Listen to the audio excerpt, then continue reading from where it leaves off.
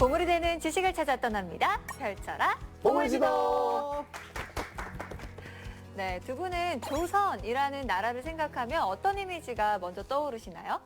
뭐 사실 요새도 그렇지만 뭐 장유유서나 뭐 붕우유신이나 막 이런 사자성어나 아니면 네. 뭐 어떤 예의나 이런 이야기 할 때마다 지금이 조선시대냐 이런 말 자꾸 하니까 그냥 그런 그 꼰대스러움이 좀 생각납니다. 조선하면 꼰대스럽다. 버스킹도 못할 것 같고. 그때 만약에 버스킹을 하면 바로 곤장. 포졸들이 막 나와가지고 곤장 네, 매우 쳐라 할 것 아, 같고. 다리 그런 찢고. 이미지. 다리 찍고. 다리를 찢어요? 이거 아, 이름 드릴을 보고. 트는 거. 아니 인권 따윈 없이 네. 그냥 막 아주 엄하게 했을 것 같은 느낌. 네. 그런 나라였을 것만 같은 이미지. 음. 우리 인욱 씨는요? 잘 모르겠어요. 뭐가 뭔지. 별 뭐 겪어보진 관심 없다. 않았으니까. 조선 별 관심 없다. 조선인 건 뭐 조선이라는 말은 들어봤지만 조선이 언젠지 잘 모르겠어요. 아, 꽤 옛날이었어요. 우리가 보진 못했어요. 그게 언제야? 그 사극 봤잖아요. 사극 봤죠? 네. 그게 사극이 다 한복 조선이에요. 입고 있는 거, 한복 입고 있는 거. 한복 입으면 다 조선이야? 뭐 웬만하면 조선. 아, 그냥 일단 드라마로 거의 세상을 이해하고 있기 때문에 한복 입으면 조선. 오케이. 뭐 허준이나 세종대왕 뭐 네. 이런 왕들 나오고 그 중에 약간 정장 끼어 나오면은 이제 다른 조선 그때 아니에요? 일제 강점기로 약간 넘어간 최근, 거죠. 약간 아, 최근. 약간 최근. 그거는 이제 김두한 나오는 거. 그래, 오케이, 맞아요. 오케이. 그 전까지. 네. 네, 우리의 이야기를 들으면서 약간 머리가 지끈지끈 이렇게 관자놀이를 이렇게 짚으시고 계시는 분이 좀 보이십니다. 조선시대 하면 이렇게 조금 답답한 이미지, 부정적인 이미지를 생각하는 분들도 계실 것 같고, 글쎄 별 관심 없는데 하는 분들도 계실 것 같은데요. 오늘 그 편견을 이분이 깨주실 예정입니다. 오늘의 선장님 모셔볼게요. 선장님 나와주세요. 네, 안녕하세요.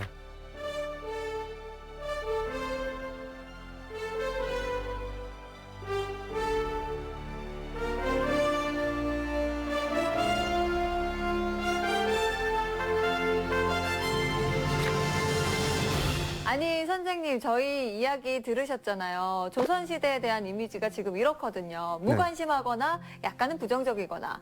굉장히 낡은 이미지를 갖고 있고요.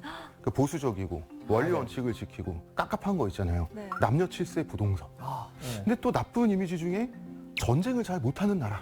나라라는 이미지도 있어요. 그 다음에 뭐 이런 것도 있죠. 저자를 매우 쳐라. 전 그 장면 볼 때마다 빵 터지거든요. 왜요? 왜냐하면 사또가 네가 알렸다. 내가 알렸다. 모르겠는데 그럼 저자를 매우 쳐라. 이게 죄가 있든 없든 굉장히 좀 너무하잖아요. 말 대꾸 하면 쳐라. 네, 그렇죠. 그런 느낌. 때리고 싶으면 때릴 수 있는구나. 그런데 제가 개인적으로 생각하는 제가 갖고 있는 조선의 이미지는 혁명. 굉장히 급진적인 이미지를 저는 갖고 있어요. 약간 많은 분들이 생각하는 이미지가 좀 반대네요. 네. 보통 조선을 성리학적 이상을 추구한 국가라고 우리가 얘기를 하잖아요. 그런데 단지 성리학적 이상만 추구해서는 세계의 어떤 왕조도 500년 이상을 갈 수는 없습니다. 비록 조선이 마지막에 굉장히 좀 비참하고 한심한 모습으로 무너졌지만 이게 어쨌든 우리 민족을 500년 동안 그럭저럭 먹고 살게 하는데 성공한 체제였단 말이죠. 그래서 우리는 타임머신을 타고 조선이 어떻게 해서 생겨났는지를 보면 조선이라는 나라를 알 수 있다. 이렇게 생각을 해요. 우리는 조선은 왜 탄생했는가? 그리고 조선의 체제는 어떤 특징을 갖고 있었는가? 마지막으로 조선은 왜 무너졌는가? 여기서 첫 번째와 세 번째 질문. 왜 탄생했고 왜 무너졌는가를 알면 우리가 조선 사회에 대해서 굉장히 깊이 알 수 있는 지름길이 된다고 저는 생각을 해요. 시작과 끝을 알 수 있는. 네, 그렇죠. 시작과 끝을 아는 거죠.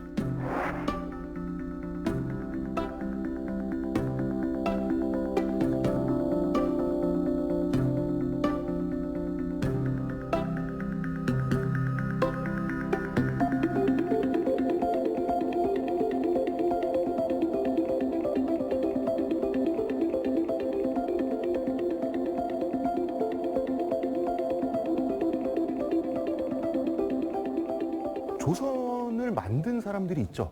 우리가 흔히 교과서에서 여말선초 신진 사대부라고 불리는 조선을 만든 사람들은 다 고려인이에요. 그래서 고려에서 넘어왔으니까. 그렇죠. 예, 고려인만이 조선을 만들 수가 있었죠. 그러면 우리는 타임머신을 한 번 더 타서 고려 말의 상황으로 우리는 가봐야 돼요. 고려 말은 백성들이 살기가 아주 힘든 시대였어요. 왜냐하면 외적이 침입하고 홍건적이 쳐들어오고 원나라랑도 전쟁을 치러야 되는 그 와중에 백성의 삶은 그것만으로도 파탄이 나는 게 정상이지만 고려 말의 시대는 양극화가 너무 심했어요. 어떤 걸로 양극? 어떤 걸로 양극화가 됐나? 그러면 타임머신을 한 번만 더 타고 조금 더. 네. 자주 탄다. 로마 제국 시대로 한번 넘어가고 아직 짐 많이 못 챙겼는데 그만큼.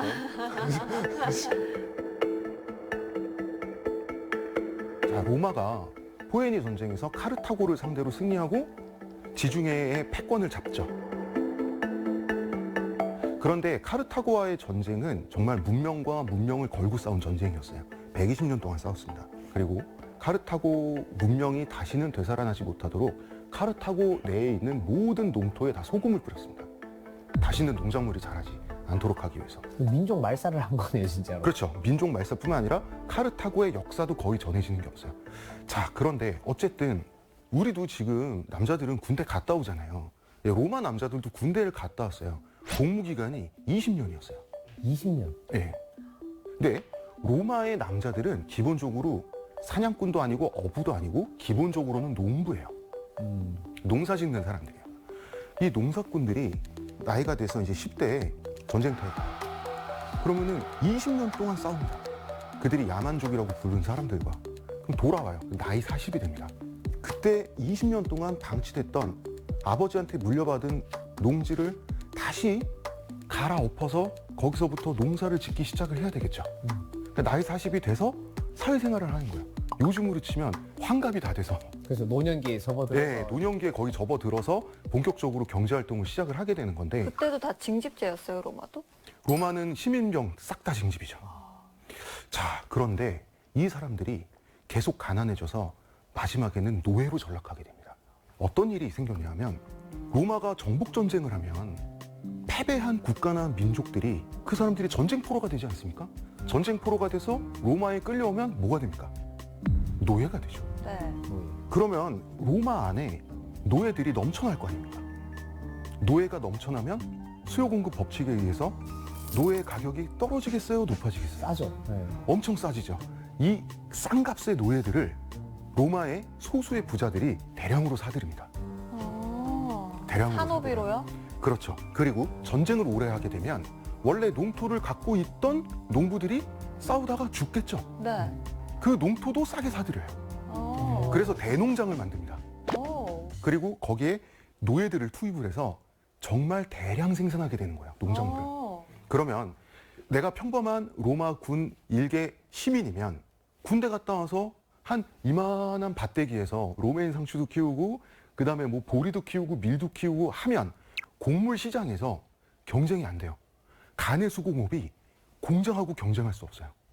대기업한테 이기기 어렵죠. 그렇죠. 네. 그럼 어떻게 됩니까? 점점 가난해져요. 점점 가난해지다가 가뭄이 찾아오면 땅을 팔 수밖에 없어요. 그럼 자기가 부자에게 팔았던 땅에서 농사를 짓는 소작농이 돼요. 그리고 가뭄이 한 번 더 오면 노예가 됩니다. 자기 자신을 팔 수밖에 없어요. 먹고 살 수 없으니까. 자, 내가 이 나라를 위해서 목숨을 바치면서 20년을 외국의 군대와 싸웠는데 그렇게 싸운 결과 내가 가난해지고 노예가 되면 이게 공정해요? 공정하지 않아요? 공정하지 억울하죠. 못해요. 말이 안 되는 거죠. 네. 부자들은 앉아서 돈을 버는 거예요. 그래서 이 문제를 해결하기 위해서 그라쿠스 형제라는 인물이 출연합니다. 그 유명한 호민관 직책을 형제들이 만들고 호민관. 예, 호민관이 어떤 일을 하죠? 평민을 대변하는 관직입니다. 대변하는. 예, 그 전까지는 평민을 대변하는 관직이 로마에 없었어요. 원로원만 있었죠. 원로원은 귀족들만을 대변하죠. 그 호민관 직책을 만들기는 했지만 결국은 두 형제가 차례로 기득권들에 의해서 아주 처참하게 살해당합니다. 그래서 로마의 개혁은 좌절됐어요.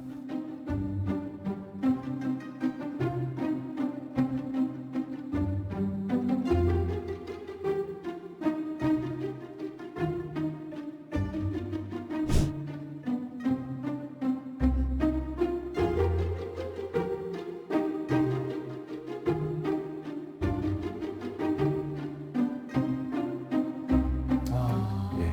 그러면은 더 이상 로마는 일반 서민들이 군복무까지 해가면서 먹고 살 수 있는 체제가 못 된 거예요. 자, 내부 개혁에 한 번 실패했죠. 남은 방법은 팽창밖에 없어요. 계속해서 팽창하는 거예요. 계속해서 정복하는 거예요.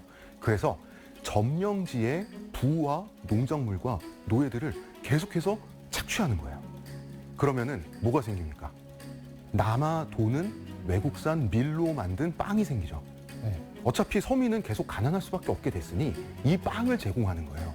사람이 밥만 먹고 빵만 먹고 살 수 없으니까 오락거리도 제공하죠. 이게 그 유명한 빵과 서커스입니다. 빵과 서커스 외에는 답이 없어요. 서민들도 알아요. 귀족들도 알아요. 먹여 살려주는 대신 군복무만 해줘. 이거 외에는 로마는 굴러갈 수 없는 체제가 돼버린 거예요. 그 옥타비아누스 황제 이래로 이집트는 로마 황제의 개인 영지였어요. 이집트에서 생산되는 막대한 양의 밀이 빵이 돼서 로마인들을 먹여 살린 거예요. 그것이 로마 황제의 권력의 원천이었어요. 로마 시민들의 밥줄을 쥐고 있다. 이것이 빵과 서커스입니다. 그래서 이집트의 곡물이 로마 황제로 하여금 로마인들을 지배하게 했다. 그러니까 로마는 이런 해결책이 있었어요. 주변 민족들은 로마에 비해서 문명 수준이 너무 낮거나 문명 수준이 높아봐야 그래봐야 그리스 정도였거든요.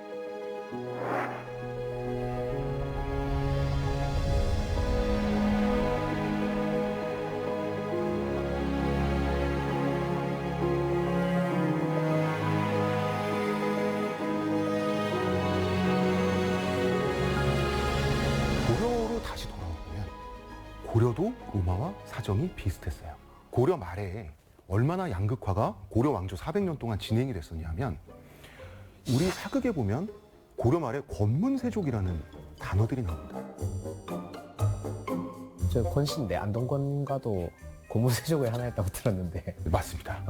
검은세족이 자기네들끼리 다 해먹은 사람들 아닙니까? 맞습니다. 네, 저희 죄송합니다. 네. 근데 아마 뭐 중간에 성을 사실 수도 있어서. 네. 이 권문세족들은 고려의 경제를 모두 틀어쥐다시피 한 말하자면 요즘으로 치면 재벌 연합이라고 보시면 될 것 같아요. 아, 재벌 씨, 와. 고려 말에 권문세족의 수장이 이이님이라는 되게 성격 나쁘고 머리는 좋은 아저씨가 있었어요.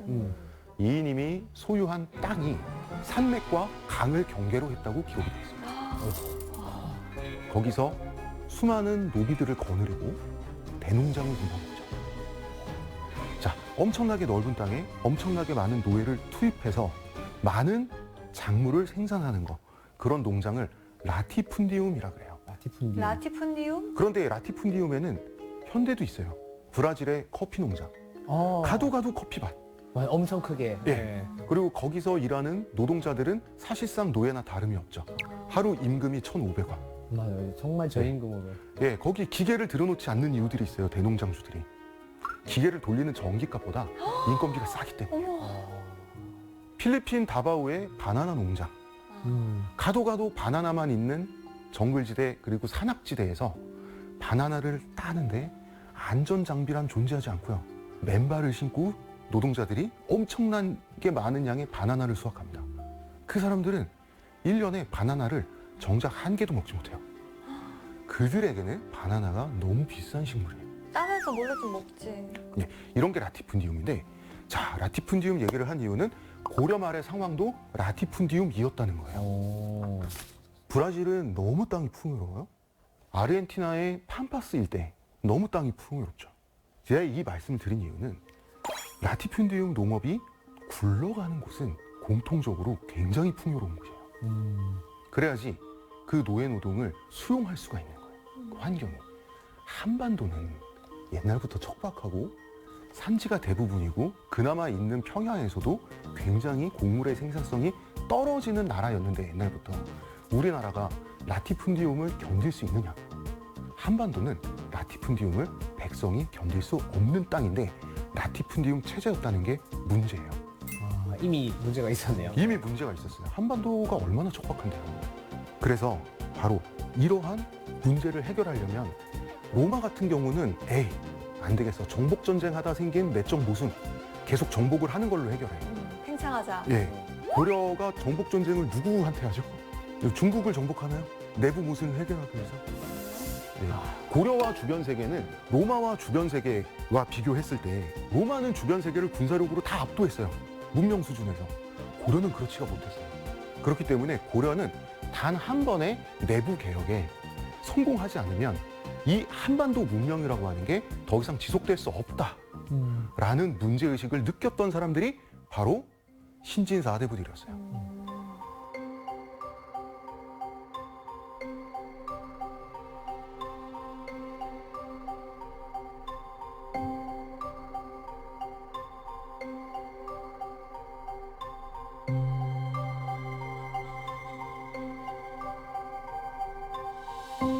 자, 우리가 흔히 조선을 설계한 사람 이러면 이제 정도전이라고 합니다.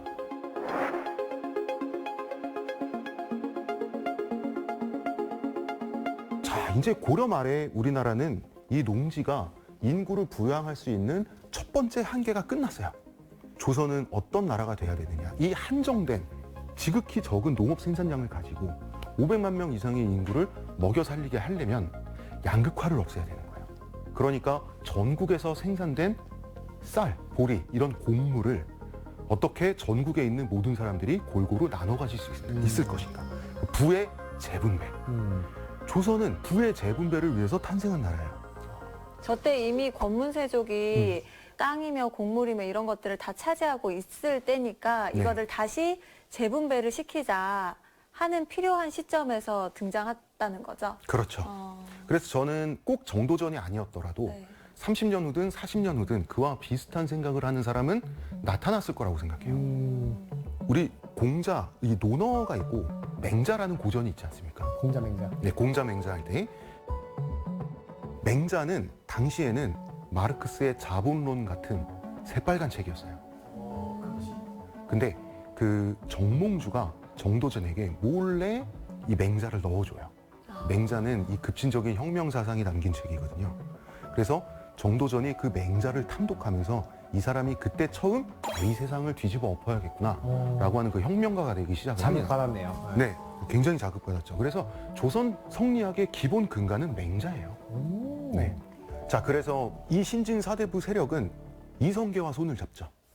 그래서 신진 사대부들의 철학과 이성계의 무력이 만나서 쿠데타에 성공을 하고 조선 왕조가 세워지는데 조선이 빵 하고 생기지 않았습니다. 일단 태조 이성계는 고려 국왕 자리에 올랐어요, 일단. 근데 이때 국제적인 정식 타이틀은 고려 권지 국왕, 고려 국왕 대행이었어요. 이 권지 국왕일 때 권문세족을 포함한 모든 기득권의 토지 문서를 다 꺼내서 저작거리에서 몇 날 며칠을 다 불태워버립니다.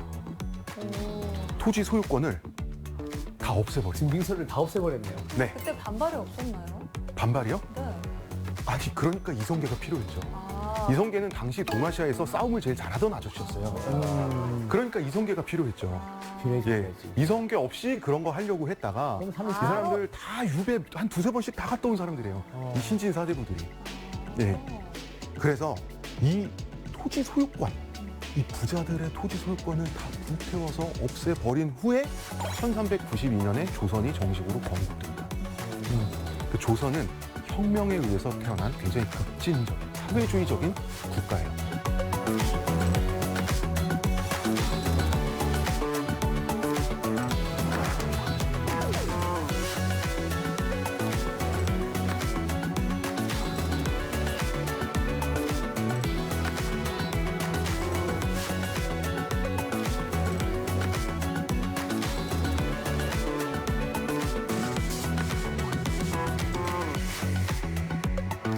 그래서 농사를 짓는 사람들에게 가족을 부양할 수 있을 정도의 땅이 다 돌아갑니다.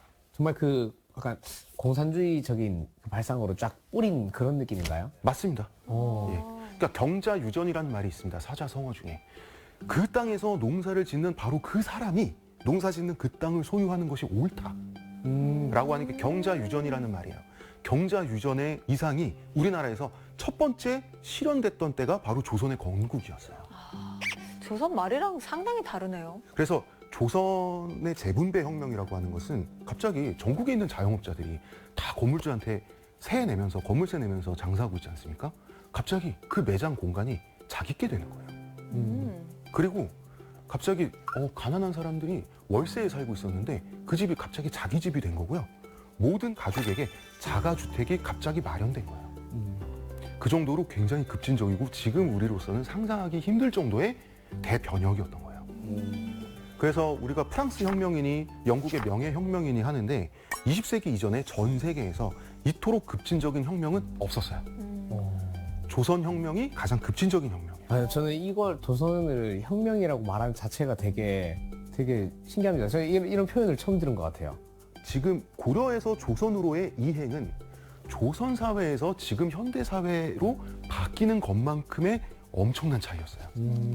그래서 우리 어르신들이 하는 말씀 중에 고리짝이라는 표현 있죠. 네. 어디 그 고리짝 얘기를 하고 있어. 낡아 빠진 옛날 옛적 이야기를 고리짝이라고 하잖아요. 고리짝은 고려적이란 뜻이에요.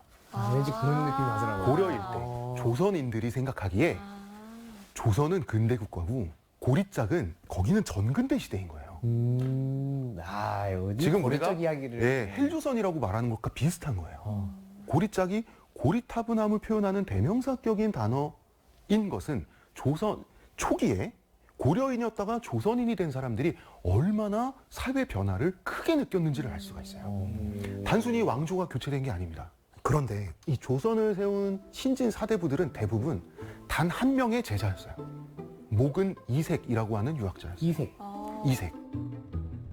이 목은 이색이라는 분은 원나라에 건너가서 과거 시험을 쳤는데 당시에는 원나라가 세계 중심이었어요. 세계 중심 제국이었는데 거기서 1등 했어요. 그러니까 공부 세계 1등을 한 사람이에요. 오. 그리고 나서 원나라에서 뭐 적당히 벼슬살이를 하다가 다시 고려로 귀국을 했어요. 수제였네요. 네. 전 세계에서 공부를 제일 잘하는 사람이 우리나라 사람이에요. 이 사람의 수업료가 얼마나 비쌌겠어요. 그냥 좀 그 동네에서 유명한 한학자에게 1:1 과외를 받는다라고 해도 논을 팔고 밭을 판다 그랬어요, 옛날에. 이 비싼 수업료를 누가 내줘요? 부모님. 그렇죠. 부모님이 내주죠. 네. 예, 무슨 뜻이냐? 조선을 세운 신진 사대부들은 다 권문세족의 자제들이었어요. 즉 그들은 그들 스스로 자기들이 아버지에게 물려받을 기득권을 없애는 혁명을 한 거예요. 그 선택 쉽지 않은데. 네. 그죠? 왜냐하면 이들이 철학자기 때문에 그래요. 저는 이게 철학이 갖고 있는 위대한 힘이라고 생각합니다.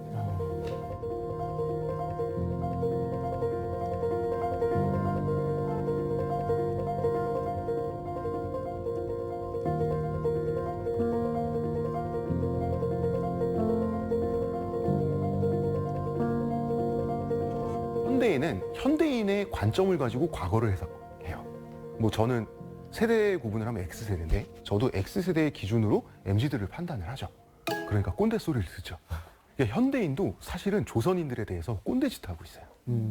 자, 우리가 조선의 문제점이라고 생각하는 것들이 상업자본이 발달 안 하고 말이야. 자본주의 이런 게 발달을 안 하고 일본의 에도 시대처럼 그런 상업자본이 발달했다면 우리가 자본주의를 좀 더 빨리 도입을 해가지고 우리가 서양 문물도 더 빨리 받아들였을 것이고 과학기술, 특히 군사, 무기 같은 거 우리가 일본에 먹히지 않아도 됐을 텐데 이런 식으로 생각을 합니다. 저는 자본주의 사회에 사는 걸 굉장히 감사해요. 덕분에 제가 잘 살고 있죠. 그런데 제가 자본주의 사회에 사는 걸 감사하는 이유는 이 자본주의 사회가 2차 산업혁명 이후의 사회이기 때문에 그래요. 2차 산업혁명 이전에는요, 농경국가는 그 해에 그 나라에서 생산된 곡물의 양 전체가 그 나라가 갖고 있는 그 해의 국부의 90몇 %죠. 자산은 한정돼 있습니다. 이걸 가지고 다 골고루 잘 나눠서 잘 먹고 잘 살아야 되잖아요. 자, 그런데 상업자본이 발달하면 어떻게 됩니까? 인플레이션이 생기죠. 인플레이션이 생기면 곡물은 기본 재화니까 가격이 올라요? 안 올라요? 가격이 오르죠. 가격이 오르죠. 그러면 서민들은 굶어요? 안 굶어요? 정말. 굶죠. 무역이 발달하고 상업이 발달하면 수출과 수입이 늘죠. 자, 수출을 뭘로 합니까? 수출도 쌀로 하겠죠. 쌀로. 수입을 할 때 그 외국에서 중국에서 들어오는 사치품 뭘로 결제합니까? 결국은 모든 부는 쌀로부터 나오기 때문에 곡물로부터 비단을 나오기 산 때문에 거예요? 그렇죠. 그래서 조선은 의도적으로 상업을 억제합니다. 자본주의의 발달을 억제해요. 자본주의의 발달을 억제한 거는요, 자본주의를 경제를 잘 아는 사람만 경제 성장을 억제할 수 있어요. 오히려 조선을 세운 신진 사대부들은 경제 전문가들이었어요.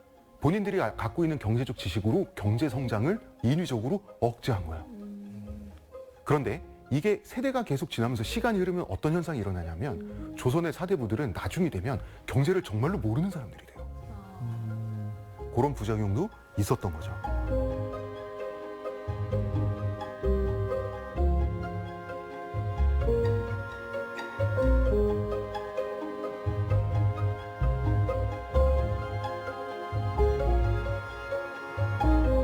2차 산업사회가 시작되기 전에 상업자본의 발달이 어떠한 영향을 끼치는지에 대한 결정적인 예가 일본의 에도시대예요. 에도시대가 이제 임진왜란 끝나고 나서부터 에도시대가 펼쳐지죠. 에도시대 동안에 일본은 상업자본이 엄청나게 많이 발달했습니다. 자본주의가 많이 발달했어요. 일본 전체 역사상 에도시대의 평균 신장이 가장 작았습니다. 키가 가장 작았어요. 네. 왜요? 왜냐하면 경제가 발달하니까요. 경제가 발달하면 키가 작아져요? 네. 경제가 발달하면 상업자본이 발달하죠. 네. 상업자본이 발달하면 이제 무역이 활성화되고 자본주의가 발달을 하는 거예요. 인플레가 생겨요. 네. 못 먹어서? 예, 곡물 가격도 똑같이 올라요. 그러니까 서민들은 못 먹어요. 그리고 다이묘들, 영주들, 부자들이 중국의 사치품을 사기 위해서 일본의 쌀이 중국으로 유출이 되는 거죠. 그러면 일본 국내의 전체 쌀 보유량은 줄어들죠. 네. 그럼 쌀값은 더 오르죠. 네. 예, 농민들은 더 굶죠. 그렇게 되는 겁니다. 그래서 그 에도 시대에 마비키라는 풍습이 생깁니다. 마비키? 마비키, 속가내기란 뜻인데요. 네. 엄마가 자기가 낳은 갓난아기를 베개로 눌러서 질식사시키는 것을 마비키라고 합니다. 왜냐하면 식구들의 입이 늘면은 굶으니까. 굶으니까 그러니까 조선은 그걸 경계했던 거죠. 경계했죠. 그래서 그 조선이 얼마나 상업자본의 발달을 경계했냐면요. 원래 조선 초기에 이양법이 금지됐었어요. 이양법이 뭐냐면 모내기. 모판에 키운 다음에 하잖아요. 그렇죠. 예, 그게 이양법인데 그런데 원래 조선은 합법적으로는 직파법만 해야 돼요. 직파법은 뭐냐면 말 그대로 씨를 바로 뿌리는 거예요. 조선을 세운 사람들은 물론이고 고려시대 사람들도 이양법을 할 줄 알았어요. 이양법이 생산성이 더 좋아요. 더 효율적인 방법이에요. 더 효율적이죠. 쌀이 더 많이 생산돼요. 네. 그런데 일부러 직파법을 했던 거예요. 더 원시적인 농법인. 왜냐하면 쌀이 더 많이 생산돼서 잉여 생산물이 생기면 그 잉여 생산물을 독점하는 사람들이 부자가 되죠. 양극화가 진행되잖아요. 그래서 양극화가 진행될 가능성을 미리 차단하기 위해서 이양법을 금지시켰던 거예요. 부의 축적을 막으려고. 부의 축적을 막으려고. 그래서 고려 청자와 여러분 조선 백자를 생각하시면 고려 청자는 엄청나게 화려하죠. 조선 백자는 수수한 가운데 장식도 없고 은근히 품위가 드러나게 돼 있죠. 도자기뿐만 아니라 조선의 모든 가구나 어떤 가옥의 형태도 그 영향을 받아요. 부자인 티 내면 못난 사람 되는 거예요. 문화적으로도 그런 게 자리 잡히는 거예요. 그래서 조선의 미술품과 의복이라고 하는 것은 고려시대와 전혀 다른 거예요.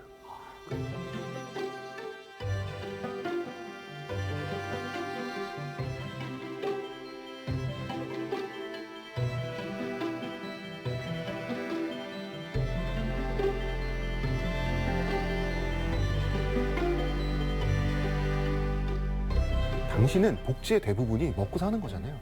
얼마나 조선이 신경을 썼냐 하면 임진왜란 때 일본군이 쳐들어왔잖아요. 그때 우리가 생각하기에 우리는 사극 영화 좀 과장된 게 너무 많아요. 기득권들, 부자들, 양반들 이런 사람들은 막 도망가는 걸로 나오죠. 그리고 국가가 돌아보지 않았던 민초들이 죽창 들고 막 이렇게 일어나서 알아서 싸워서 나라를 지키는 걸로 돼 있는 데가 많잖아요. 네. 네, 그런 사실 없습니다. 의병들이 아니에요? 의병을 다 조직한 사람들은 네. 다 양반들이에요. 그래서 이분들이 리더들은 대부분 네, 다 양반들이고 특히나 전직 관료들이 다 의병을 조직했어요. 네. 그럼 일반 백성들, 심지어 노비들까지도 양반들이 조직한 의병에 포함이 되거든요. 그럼 굳이 그럴 필요가 있었을까요? 그냥 하루 벌어 하루 먹고 사는 사람들이 이 체제에 조선 체제에 그렇게 도움받는 사람들도 아니었잖아요. 특히 노비들도 마찬가지고. 왜 그랬을까요? 처음에 일본 점령군은 네. 점령지에서 조선 사람하고 잘 지내보려고 했어요. 왜냐하면 사이 나빠져서 서로 좋을 게 뭐예요? 맞잖아요. 그래서 농민들은 정부나 이 관아에 조세를 바쳐야 되지 않습니까? 네. 그래서 일본 점령군은 조선에서 조세 파격 박인 세일이 들어갑니다. 자기네들이 이렇게 지배를 하면 조세를 덜 거두겠다. 그렇죠. 이런 세금 식으로요. 까주겠다. 네. 그 임진왜란 직전에 일본의 조세 평균은 67%였어요. 너무 많이 걷어가는데요? 그렇죠. 네. 예, 67%였어요. 통상 70. 그래서 이게 기본이었기 때문에 일본군 장수들은 조선 사람들한테 특별히 잘해줘야지 조세를 40%를 물립니다. 아, 근데, 엄청나게 낮춘 거죠. 그런데 그때 당시에 조선의 기본 세율은 10%였어요. 그러니까 일본군들은 잘해주려고 잘해줬는데 우리나라 농민들, 심지어 노비들까지도 생각하기에는 이건 아닌 거예요. 개떡 같은 소리야? 그렇죠. 네. 아, 역시 오랑캐구나. 이러고 있는데 저기서 양반 어르신이 의병을 조직했대. 들어가 싸우는 거죠. 어떻게 40%를 내고 삽니까? 이런 거예요. 이 말은 뭐냐면 임진왜란은 정확하게 1592년에 일어났어요. 이러고 예, 조선이 세워진 게 1392년입니다. 정확하게 200년 있다가 임진왜란이 일어났거든요. 200년 동안 건전한 세율을 유지했다는 건 대단한 거예요. 지금 대한민국이 생겨난 지가 80년이잖아요. 네. 200년 동안 농민들이 외적이 쳐들어왔을 때 조건 없이 의병이 될 만한 체제였다. 일반 서민들, 심지어 천민들까지도 생각하기에 이 체제가 목숨 바쳐 지킬 가치가 있는 체제다라고 느낄 수 있게 하는 것. 대단한 겁니다. 이미 일본이 쳐들어오기 전에 200년 동안 너무나 이상적인 체제로 잘 되고 있었다는 거네요. 예, 그거에 단점도 있었죠. 200년 동안 전쟁다운 전쟁을 해본 적이 없어서 너무 약체야. 그 조선군의 전술이라든지 실전 경험 이런 건 다 200년 전이었어요. 근데 일본은 전국 시대를 거치면서 계속해서 전법이 개발되고 업그레이드되고 서로 경쟁하고 그리고 우리나라를 침공한 그 외병들, 일본군들을 보면 다 그 전국 시대 한복판에서 전쟁터에서 다 10년, 20년씩 살아남은 베테랑들이 왔어요. 그러니까 처음에 우리가 밀릴 수밖에 없는 거예요. 그 병사들에게 실전 경험이 있는 것과 없는 것은 하늘과 땅 차이죠. 예. 그래서 우리가 조선을 흉보고 조선에 대해서 안타까워할 때 조선이 망한 마지막 모습만 보잖아요. 조선이 망한 마지막 모습만 보면 한심하죠. 그렇지만 조선의 마지막이 조선시대 전체를 대변하진 않아요. 조선 왕조 건국 200년째를 살고 있는 농부에게 조선은 실패한 체제가 아니었어요. 그렇지만 조선이 멸망하기 15년 전을 사는 농부에게 조선은 실패한 체제였죠. 우리가 로마 제국이 무너진 모습만 보고 로마 시대 전체를 평가하면 말이 안 되죠. 그것과 마찬가지입니다. 그래서 조선을 이해할 때 우리가 조선 시대 전체를 총체적으로 이해해야 된다. 애초에 조선이 왜 탄생한 국가였는지를 아는 것은 그래서 중요하다는 겁니다.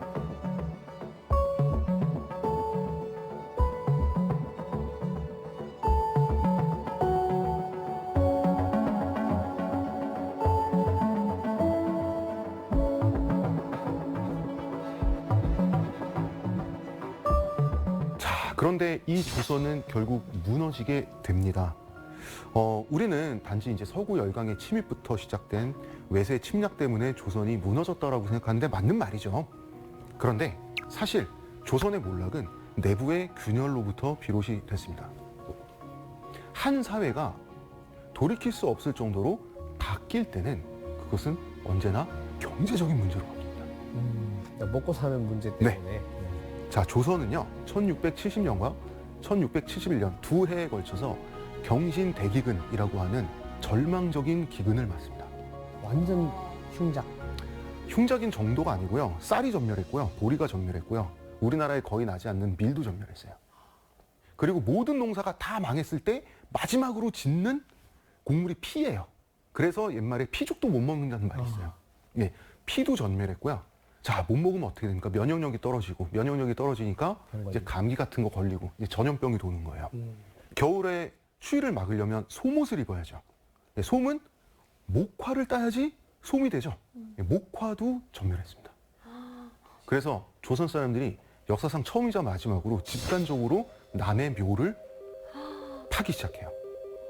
수의를 꺼내서 입기 위해서. 어머, 너무 추워서. 너무 그 추워서. 정도였어요. 네. 자, 이런 경신대기근이 전국을 덮쳐요. 이때 얼마나 많은 사람들이 굶어 죽었냐면 왕족도 굶어 죽었어요. 왕의 호위 무사도 굶어 죽었고요. 지금으로 치면 장관들도 굶어 죽었어요. 엄청난 사건이었죠.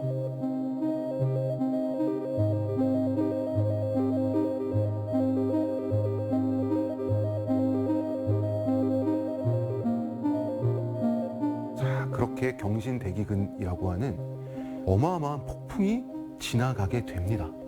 여기서 한 가지 사실을 알 수 있죠.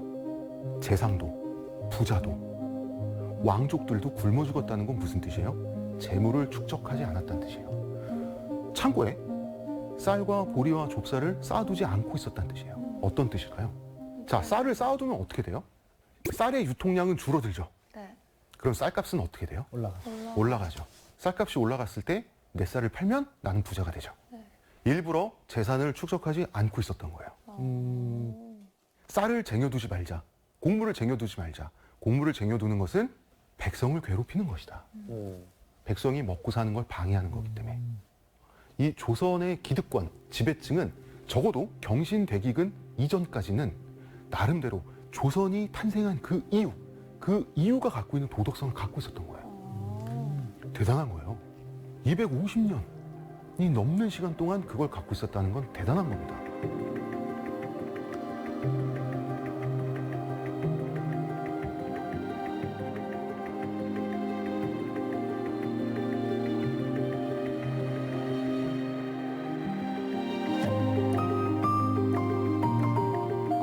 근데 왠지 지금 선장님이 이야기를 하시는 걸 보니 이 이후에 좀 이상하게 변하나 보죠. 이후에 조선은 전혀 성격이 다른 국가가 됩니다. 자, 먼저 한번 다 같이 사이좋게 굶어 죽어 보니 네. 직파법 때려쳐. 무조건 쌀을 많이 생산하고 볼 일이죠. 네, 이제 전국적으로 이양법이 유행을 하게 됩니다. 한번 다 같이 사이좋게 굶어 죽어 보니까 무조건 많이 생산하고 볼 일인 거예요. 맞아. 그러다 보니까 잉여 생산물이 남죠. 네. 그 잉여 생산물이 생기면 부자들은 언제 다시 가뭄이 올지 모르잖아요. 그걸 창고에 차곡차곡 축제를 하기 시작하는 거예요. 재산을 축적하기 시작하는 거죠. 그런데 이양법에는 한 가지 문제가 있습니다. 이양법은 생산력은 좋은데요. 한 번 가뭄이 오거나 한 번 병충해가 오잖아요. 벼들이 전멸하는 문제가 있어요. 가끔가다 이제 가뭄이 왔어요. 벼가 전멸했어요. 쌀은 부자들의 창고에 밖에 없어요, 이제 나라에. 그럼 부자들은 그 쌀을 빌려주죠. 뭘 받고? 이자놀이 하는 거죠. 고립대를 받고. 부자들은 앉아서 계속해서 부자가 될 수밖에 없게 된 거예요. 그리고 경신대기근 이후에 이제 노비의 숫자가 줄어들기 시작합니다. 굶어서 죽은 건가요? 아니면 다른 문제인가요? 노비는 옛날에 가족으로 쳤어요. 조선의 법제가 노비를 주인 가족의 구성원으로 돼 있어요. 노비라고 하는 건. 그래서 만약에 내가 노비를 때려 죽였어. 그러면 아버지가 자식을 때려 죽인 것과 비슷해요. 폐륜이에요. 이때 주인의 입장에서는 가뭄이 들었을 때 노비를 책임지기 싫은 거예요, 이제. 나 살기 바쁘고 내 처자식 먹여 살리기 바쁜데 노비까지? 그러니까 경신대기근 이후에 노비를 가졌던 사람들 자꾸 노비를 해방시켜주려고 그래요. 근데 노비들은 경신대기근과 같은 전국적인 재난이 닥쳤을 때 주인이 있으면 내가 노비면 먹고 사는 문제를 주인에게 맡길 수 있잖아요. 그래서 경신대기근 이후에 노비가 되려는 양민들과 노비를 받지 않으려는 양반 지주층의 기싸움이 벌어집니다. 양민들이 오히려 노비가 되려고 해요. 그럼요. 예. 왜냐하면 조선시대 노비는 공민이었어요. 법적 보호를 받는 자기 권리를 갖고 있는 공민이었어요. 저 정도면 노비 할 만한데. 그 정도면 노비 할 만하죠. 그러니까 노비가 되는 건 메리트가 있죠. 엄청 좋네. 조선시대에. 그런데 노비를 거두는 건 메리트가 없죠. 그래서 점진적인 노비제 해체 국면에 들어가게 돼요. 경신대기근 이후에.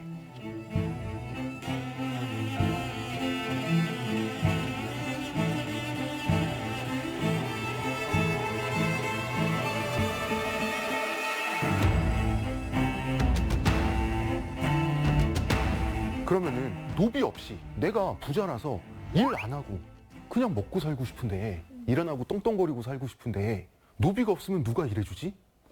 소장농이 일해주면 되죠.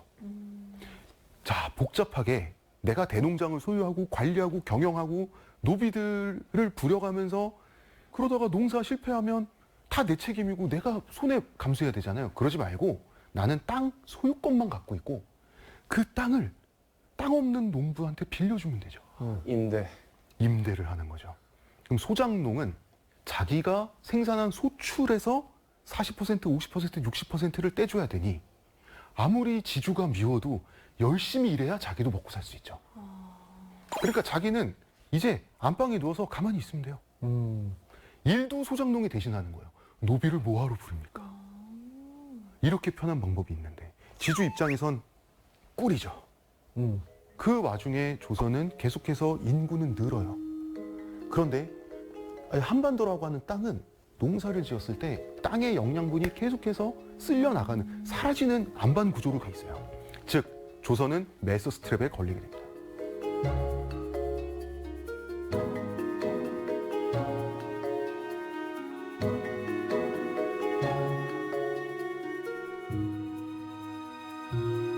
메서 스트랩은 자, 어떤 사회가 처음에는 인구가 늘면 늘수록 그 인구들이 협동하고 같이 일을 하고 하면서 생산성도 좋아지고 인구가 늘면 지식의 양도 늘고 그러니까 인구가 늘면 늘수록 더 그 사회는 풍요로워지고 먹고 살만해지다가 어느 순간 그 사회를 바치고 있는 자연 환경이 그 인구를 떠받치지 못하게 되는 시점이 온다.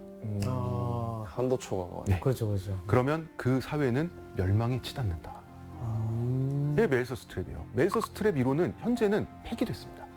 왜 폐기가 됐을까요? 그 자연환경을 능가할 수 있는. 네, 지금은 2차 산업 시대이기 때문에 그래요. 근데 2차 산업 시대 전에는 모든 생산력이란 건 사람의 인력과 자연의 결합물이에요. 농사를 짓든 수렵을 하든 계속해서 땅을 풍요롭게 만들어주는 유지를 시켜주는 공장에서 찍혀져 나오는 화학 비료란 것도 없어요. 조선은 멜서 스트랩에 걸려있는 나라가 돼버리게 됩니다. 그래서 사람들이 굶주리는 게 당연한 시대가 돼요. 현대 한국인들은 조선 시대가 굉장히 오랫동안 변화가 없는 고정된 시대라고 생각하는 경향이 있어요. 그런데 10년이면 강산이 변한다라는 말은 조선 사람들이 만들어낸 조선 속담이에요. 왜 10년이면 강산이 변할까요? 영양분이 다 빠져나가서. 조선시대 말기가 되면 이순신 장군을 좋아하는 선비들이 이순신 장군이 싸웠던 격전지를 방문을 해요. 명량해전, 한산도 대첩. 그런데 난중일기랑 안 맞아요. 왜 안 맞을까요? 개간을 해서 그래요. 지형이 바뀌어 있는 거예요. 진짜 강산이 그렇게 강하네요. 처절하게 개간을 하고 계속해서 경작지를 늘려나가려고 했는데도 18세기, 19세기가 되면 조선의 쌀 생산량은 점점 줄어들어요. 인구는 늘어가는데 왜? 조선 땅 자체가 점점 고갈되는 거예요. 땅의 기운 자체가 고갈되는 거예요. 하도 좁은 땅에 농사를 많이 지어서.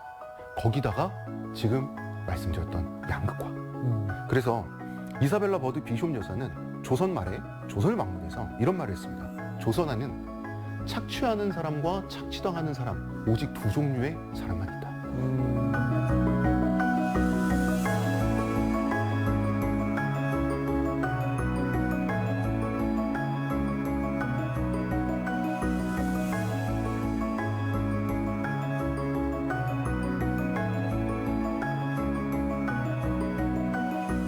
병신대기근 말고 조선을 망하게 했던 또 하나의 주범이라고나 할까요? 저는 탕평책이라고 생각합니다. 왜요? 붕당 정치하면 어떤 느낌 드시죠? 자기네들끼리 싸우고 네. 이런 거요. 그죠, 탁상공론하고 막. 네. 네. 붕당 정치가 옳았다고 저는 믿지 않을 수 없어요. 붕당 정치는요, 백성의 피가 흐르지 않는 내전이에요. 말로 하는 전쟁입니다. 자, 일본과 비교해보면 일본의 전국시대 보면은 백성이 싸움에 동원돼요. 전투, 전쟁에 동원되는 비용도 다 백성이 다이묘들에게 뜯겨서 착취당해서 마련이 되죠. 붕당 정치를 해서 일반적인 농사 짓는 백성에게 어떤 손해가 돌아가죠? 없어요. 예, 붕당 정치는 굉장히 좋은 정치예요. 그러니까 기본적으로 좌의정은 요즘으로 치면 여당 당수, 우의정은 야당 당수로 보시면 되고 정권이 교체되는 거를 환국이라 그래요. 정권 교체, 그걸 환국이라고 하는데 보통 환국이 한번 일어나면 뭐 한 30명은 유배 갑니다. 근데 평생 그 정권이 그대로 있지 않아요. 다시 정권 교체 될 거 아니에요. 그럼 다시 서울로 올라와서 또 관료를 하는 거예요. 이 제도가 좋은 건 뭐냐면 언제 내가 쫓아낸 죄가 언제 다시 돌아와서 나를 처벌하게 될 수도 있잖아요.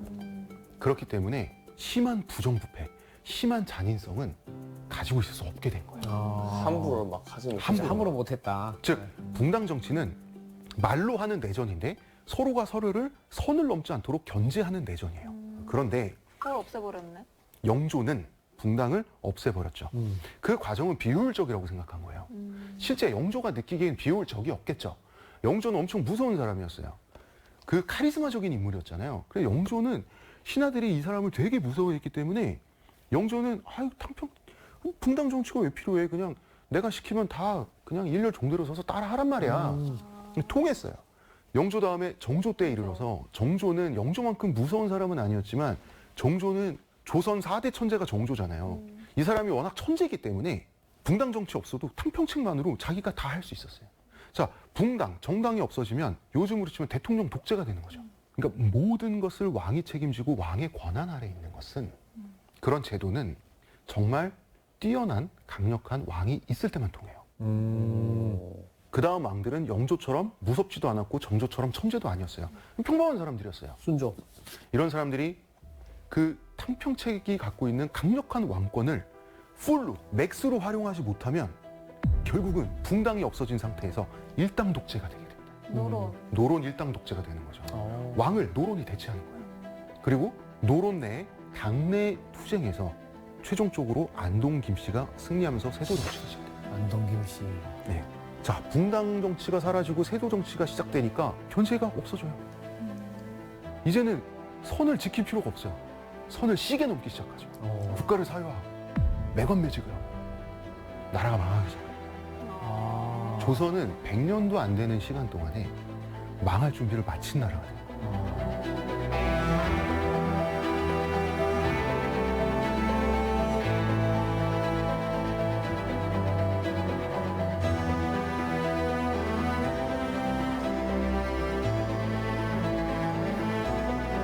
조선은 유교적이어서 멸망했다라고 많은 사람들이 생각하는데 최초의 건국 이념 그걸 잘 지키지 못해서 더 이상 유교적이지 못해서 멸망한 거예요. 그렇지만 저는 조선이 실패한 마지막 모습이 조선 왕조 전체를 설명할 수 없다고 생각을 해요. 사실 조선 말기가 되면 얼마나 사람들이 먹고 사는 게 불가능해진 사회가 됐는지 말씀드렸죠. 메서스 트랩에 걸려 있었어요. 사실 이 메서스 트랩에 우리 민족은 200년, 300년 더 먼저 걸렸어야 돼요. 그 시간을 조선은 연장했어요. 그래서 우리는 비록 조선이 망할 만큼 망할 때가 돼서 갑자기 그 서구 열강이 침범을 하고 그중에서 하필이면 기분 나쁘게도 우리가 역사기간 내내 우리가 오랑캐로 무시했던 일본의 식민지가 되는 굴욕을 겪었지만 어쨌든 우리 민족을 살려서 2차 산업사회로 우리 민족을 패스했어요. 조선왕조는. 그러니까 조선왕조는 우리 민족의 생존 기간을 늘린 나머지 우리 민족이 성공한 현대사회를 가질 수 있는 기회를 줬다. 그런 면에서 조선은 결과적으로는 큰 틀에서 성공한 체제였다라고 저는 믿어요. 그래서 조선을 비판하는 사람도 있고 저처럼 조선을 좋아하는 사람도 있어요. 그런데 감정을 정하기 전에 좋아하고 싫어하기 전에 먼저 이해를 해야 돼요. 근데 우리 사회에 유행하는 것은 감정을 먼저 정합니다. 저걸 싫어할까 좋아할까. 그리고 나서 자기가 싫어하는 감정, 좋아하는 감정의 근거를 찾아요. 그러지 말고 먼저 내려놓고 감정을 내려놓고 총체적인 이해를 한 다음에 그 다음에 좋아할지 싫어할지 결정해도 될 것 같아요. 그래서 오늘 1강 조선이란 무엇인가. 그래서 제가 마지막으로 드리고 싶은 말씀은 먼저 이해하려고 하는 마음을 갖자입니다. 네. 그래서 저는 많은 사람들이 이 방송을 통해서 조선과 화해할 준비가 되셨으면 좋겠어요.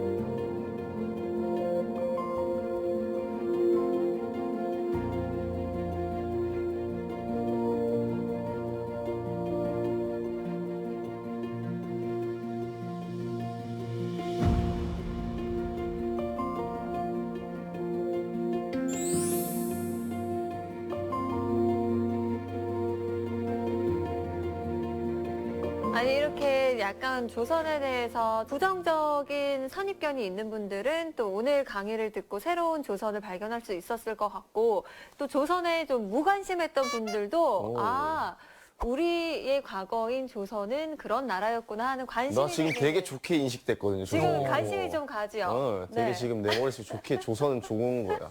사실 조선에 많이 변화할 수 있었던 네. 뭐 좀 시점들이 좀 있을 것 같거든요. 그래서 네. 혹시나 조선 시대로 선장님이 돌아가셔가지고 좀 딱 하나를 바꿀 수 있다면 혹시 좀 바꿔보고 싶은 게 있으실까요? 저는 수양대군이 쿠데타에 성공해서 세조가 된 네. 개유정난을 한번 막아보고 싶어요. 나는 왕이 될 상인가 했던 그 그렇죠. 수양대군을 아니야, 탕! 뭐 이걸 한번 해보고 싶어요. 네. 오. 그래서 개유정난 없이 조선 사회가 얼마나 더 잘 됐을지를 한번 확인해 보고 싶어요. 왜요? 왜냐하면 그 조선의 건국 이념, 그 다음에 조선 초기에 이제 잡혀 있었던 체제 이런 것들을 세조가 이제 쿠데타로 얻은 권력을 유지하고 또 쿠데타를 정당화하기 위해서 네. 많이 흐트러뜨려 놔요. 어. 예, 세조가 의외로 망친 게 되게 많아요. 예. 알겠습니다. 오늘 우리 선장님이 조선에 대한 새로운 이야기를 전해주셨는데 한마디로 오늘 강의를 정리를 해주신다면요? 감정을 먼저 정할 필요 없다. 이해가 먼저다라는 말씀 드리고 싶습니다.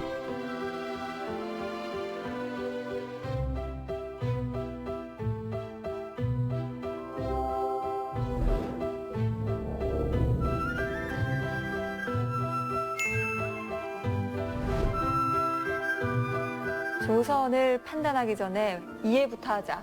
알겠습니다. 오늘 두 분도 새로운 옛날 이야기 들었던 것처럼 좀 흥미롭게 함께 했을 것 같은데 어떻게 들었는지 궁금합니다. 네, 저는 뭐 말씀하신 대로 뭐가 베이스가 없었기 때문에 네. 이해를 먼저 하고 들은 사람으로서 그 뭐 초반부터 쏙쏙들이 이제 상세하게 알려주셔가지고 네. 전 너무 재밌게 잘 들었습니다. 그럼 조선시대로 만약에 돌아갈 수 있다면 인욱 씨는 네. 어떤 신분을 노비 노비가 딱 맞다. 노비는 이렇게 긍정적인 시각으로 노비가 법적 보호를 받긴 했지만 네. 한 가지 빼먹었어요? 그러니까 인권의 사각지대이긴 했습니다. 예, 사각지대이긴 했어요. 네. 중요한 걸 빼먹으셨네. 네. 인권의 사각지대였대요. 다시 생각해보면 저는 왕 어떻습니까, 왕? 왕. 와요, 임금님. 왕은 아니에요. 왕. 왜요? 총대 매는 거 별로 안 좋아해요. 아, 그렇습니까? 아, 제가 떡밥을 뿌렸는데 안 물으시네요. 왜요? 왕 별로예요? 저는 왕 다음 하고 시간에. 싶어요. 왕 하고 싶으세요? 네. 알겠습니다. 예, 왕 시켜드릴게요. 다음 시간에 다음 생각이 시간에 바뀔 수도 있어요. 알겠습니다. 일단 왕이 되고 싶은 욕심을 가지고 다음 다음 시간에 시간에. 한번 들어보도록 하겠습니다. 네, 오늘 경환 씨는 어떻게 들으셨어요? 네, 저는 사실 처음에 조선하면 떠오르는 것 했을 때 정말 그 낡은 생각들을 가지고 있었는데 확실히 많이 바뀐 것 같고요. 조선 생각보다는 살만했구나. 예. 그리고 저는 만약에 조선 시대로 돌아간다면 그 사대부, 그 신진사대부 역할을 한번 해보고 싶다는 생각이. 멋있죠. 혁명가들이죠. 되게 갑자기 그럼요. 멋있게 느껴져가지고. 예. 알겠습니다. 재밌었습니다. 네. 왜 헬조선이라는 말이 있죠. 물론 여기서 헬조선은 그 과거 조선을 가리키는 말은 아닙니다만 그래도 이런 말을 사용했다는 것 자체가 좀 죄송스럽다라는 생각이 들 정도로 조선에 대한 이 새로운 인식을 갖게 한 시간이었습니다. 지식 강의를 마친 이쯤에서 다시 한번 묻고 싶은데요. 여러분에게 조선이란 어떤 곳인가요? 다시 한번 생각해 보시면 좋을 것 같습니다. 오늘의 지식 강의는 여기서 마치고요. 다음 이 시간 다시 찾아뵙겠습니다. 다음 주에도 찾아라 보물지도.